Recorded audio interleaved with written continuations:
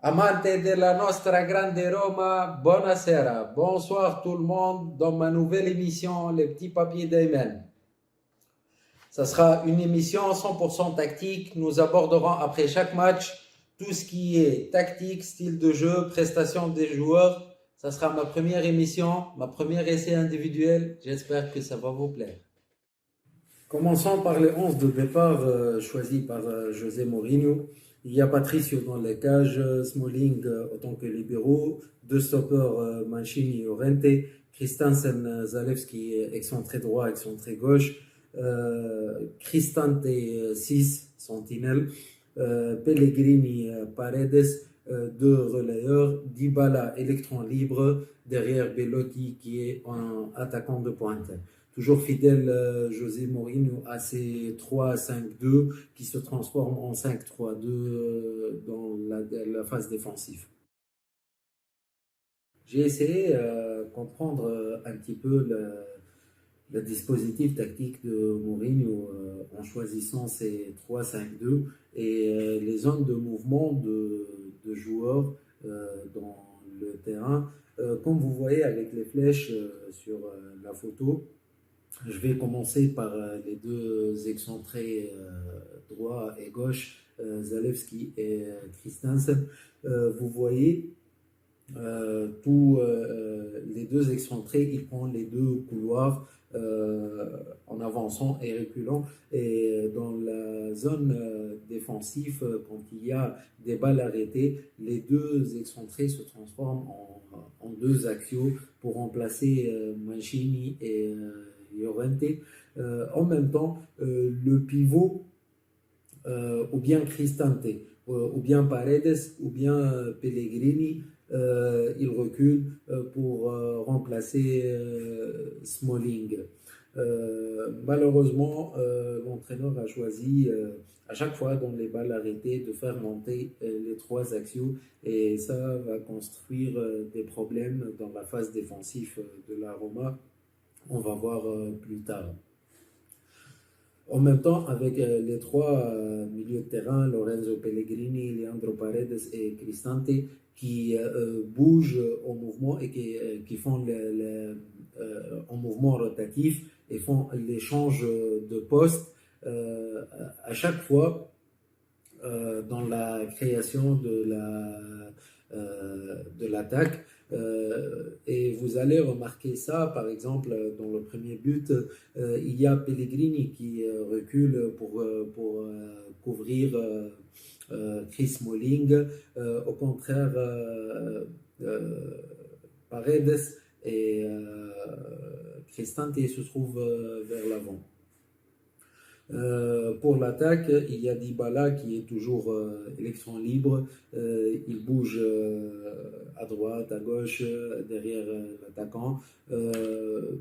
Et Bellotti, un attaquant de pointe classique, comme vous voyez sur le schéma avec les flèches. Vous avez vu dans les 11 de départ qui commencent le match, ce sont les meilleurs noms qui existent, les trois meilleurs défenseurs qui existent dans la Roma, qui ont participé l'année dernière et ont fait une bonne saison. Milieu de terrain aussi, pas étrange, Cristante, Pellegrini, juste on ajoute Paredes, Dybala, Bellotti. Donc il n'y a pas il n'y a pas de choses de nouveau qui existent dans l'effectif pour perdre l'équilibre de jeu collectif. Donc, si on voit ces 10 de départ, on voit ce plan de jeu qui était bien précis, et on voit même les statistiques de match qui étaient euh, une très grande pourcentage pour la Roma, la plupart des statistiques. Et après, on regarde le résultat, 2-1, la Roma perd le match. Donc, où est le problème? J'ai essayé regarder de nouveau le match et peut-être se concentrer, peut-être poser sur les défauts qui ont causé de recevoir deux buts et j'ai trouvé cet résultat. J'ai choisi de parler des deux buts parce que tout simplement, si on n'a pas reçu ces deux buts, on va gagner 1-0. Vous voyez ici l'action du premier but, une balle ratée de la part de la Roma et si vous remarquez le mauvais emplacement et la repli défensif en retard de la part de Mancini et Cristante, et même Smalling que vous le voyez dans la prochaine image. Ici, il y a Christensen Zalewski, les deux qui viennent pour prendre la place des deux axiaux. Et Pellegrini qui fait la couverture sur Smalling, comme j'ai parlé l'autre fois dans le dispositif et de choix tactique de la part de Mourinho. Ici, l'action elle a été très rapide, attaque placée sur deux touches. Et il est arrivé à faire le danger devant la cage de la Roma. Voilà, vous voyez ici Chris Smalling qui rentre dans l'image avec Cristante, Mancini, les trois les plus importants de la défense. Il arrive en retard. L'action a été très rapide, malgré que Llorente a fait un effort pour arriver dans le bon moment, mais malheureusement, un tir raté de la part du gardien qui remet la balle devant l'attaquant et premier but marqué. À la fin de l'action, vous voyez encore en retard Mancini, Smalling et Tristan. Ici, on voit l'action de la deuxième but. Toute la Roma avance pour récupérer le premier but et marquer le nul. Malheureusement, vous voyez les deux derniers défenseurs, Mancini et Smalling, qui sont avancés à 60 ou 65 mètres de la cage presque. L'attaquant a trouvé la faille. Il a pris la balle, une course de 40 mètres. Il est arrivé aux 18 mètres. Ici, Smalling, il est arrivé au bon moment, mais il a perdu beaucoup d'énergie après toute cette course. Il a été fixé facilement de la part de l'attaquant, avec un gardien qui a raté son emplacement dans la cage et ouvre l'angle, tir bien placé, et le résultat, un deuxième but. Dans ma émission, au lieu de faire la top flop, j'ai choisi de faire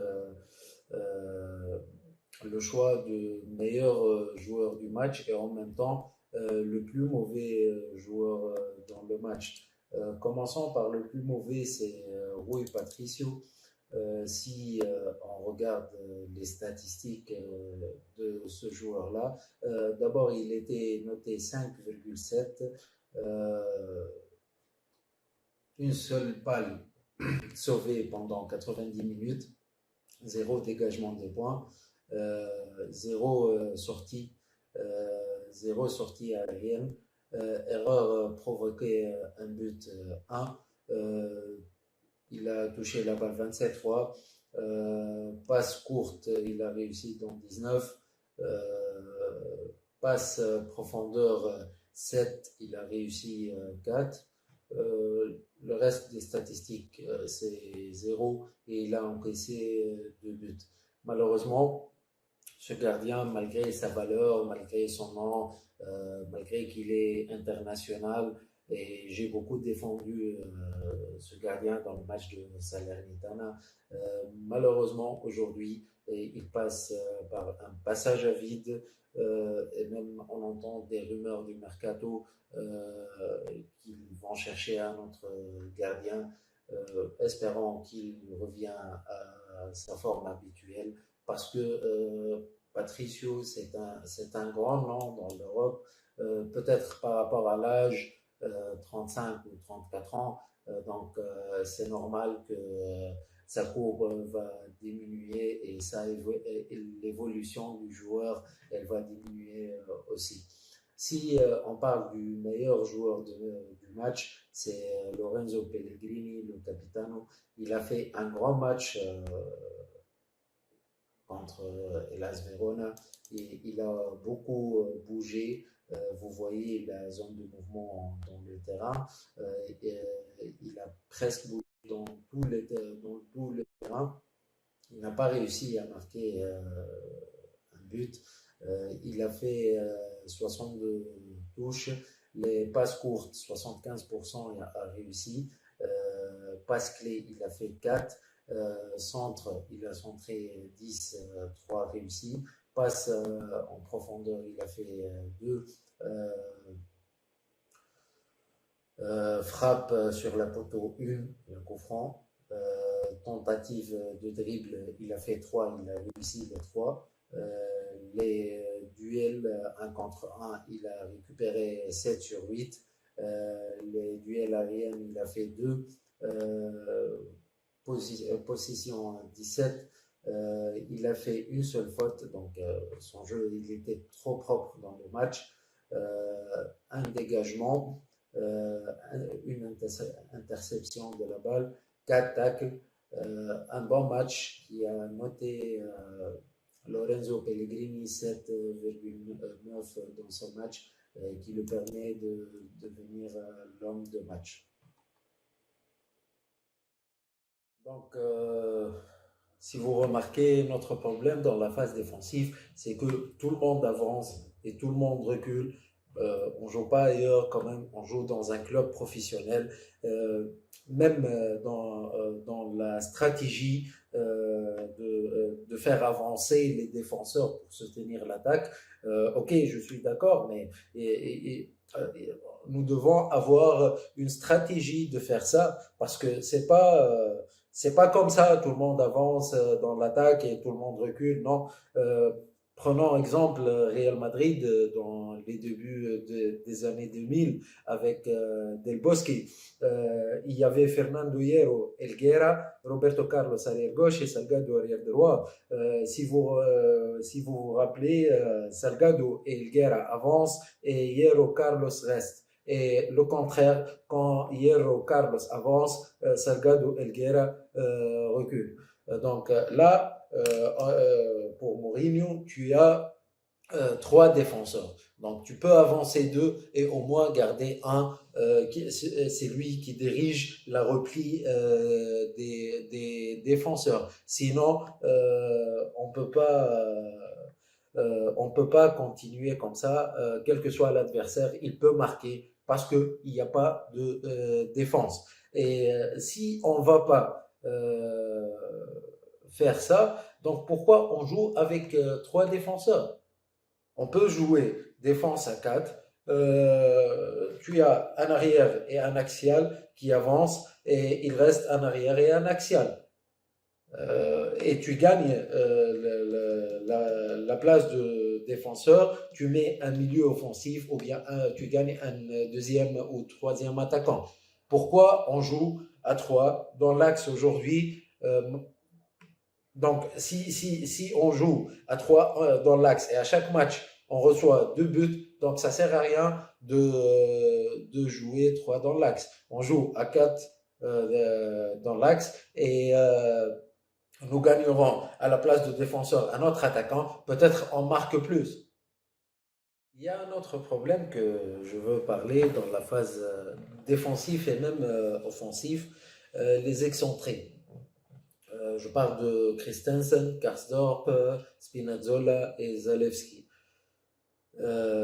Dès l'année dernière, on a vu Zalewski, Spinazzola, Karsdorp et Selic. Les 4, c'est rare qu'ils donnent leur niveau à 100% et c'est rare qu'on voit des grands matchs de la part des excentrés. C'est pourquoi c'est tout simplement parce qu'ils ne sont pas de vrais excentrés. Mourinho, il est fidèle toujours à sa 3-5-2 et il veut les obliger à jouer des excentrés et c'est malheureusement on ne voit pas une très grande évolution de la part de ces joueurs-là dans cette zone. Le nouveau Christensen aussi, il n'a pas réussi à s'adapter à cette formation. Moi, je trouve que on doit essayer avec deux défenseurs et deux arrières, jouer défense à 4. Peut-être on va mieux réussir parce que tu as des vrais arrières. À part Zalewski, tu as des arrières. Spinazzola, il a l'habitude de jouer arrière gauche et arrière droit. Karsdorp, Selic, donc Christensen aussi, il est arrière. Et c'est pas facile qu'ils vont s'adapter à jouer des excentrés. C'est un profil très difficile et il a besoin beaucoup de critères techniques et aussi tactiques de la part de joueurs. C'est pas du n'importe qui s'adapte à jouer de cette formation-là. Donc, il vaut mieux Mourinho. Il change la tactique que pour voir l'évolution de ces joueurs-là. Sinon, si ça va continuer comme ça, ils vont toujours trouver des difficultés dans la repli défensif et même dans la création des attaques de la Roma. Donc, j'espère qu'un jour, Mourinho, il revient à jouer à 4 dans la défense pour éviter ces problèmes des excentrés qu'on les voit depuis l'année dernière. Si on parle de la phase offensive, malheureusement, aujourd'hui, la Roma, il y a plusieurs noms. Quand on entend les noms de Belotti, Dybala, Paredes, bon, Sanchez, il est blessé.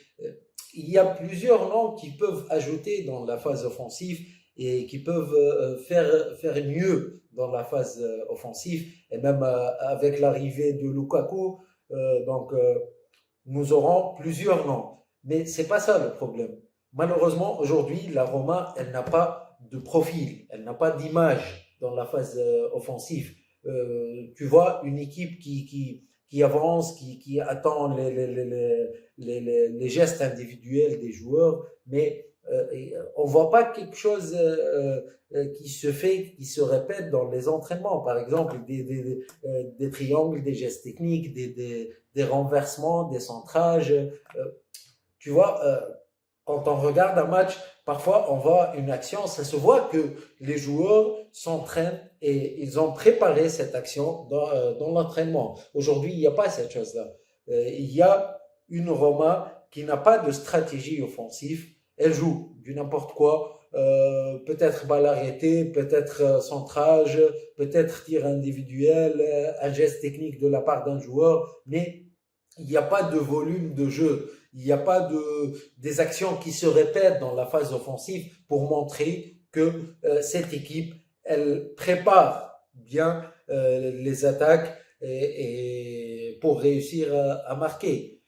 On doit travailler maintenant à faire un travail collectif pour voir un profil, une photo, une image offensive de la Roma qui est connue depuis des années. La Roma, elle a son style de jeu. Comme dernier mot, je veux dire que Pinto et la direction ont fait un très grand travail pendant ce mercato et on attend toujours Lukaku et peut-être un autre gardien. Euh, Ils ont fait tout ce qu'il faut. La balle maintenant est dans le terrain de Mourinho. Il doit nous prouver que il peut avancer avec la Roma. Il n'y a pas des excuses cette année. Il n'y a pas de temps pour parler d'un arbitre ou de malchance ou des balles ratées. Maintenant, il faut travailler et rendre la Roma à son niveau offensif et défensif et retrouver les bons classements qu'elle mérite ce club. Euh, Enfin, je veux dire un grand merci pour Romain Rabal qui m'a donné cette occasion pour vous partager mes idées à travers la chaîne YouTube amoroma.fr. Merci à vous. J'attends vos commentaires et vos réactions. Ciao tutti e forza Roma sempre.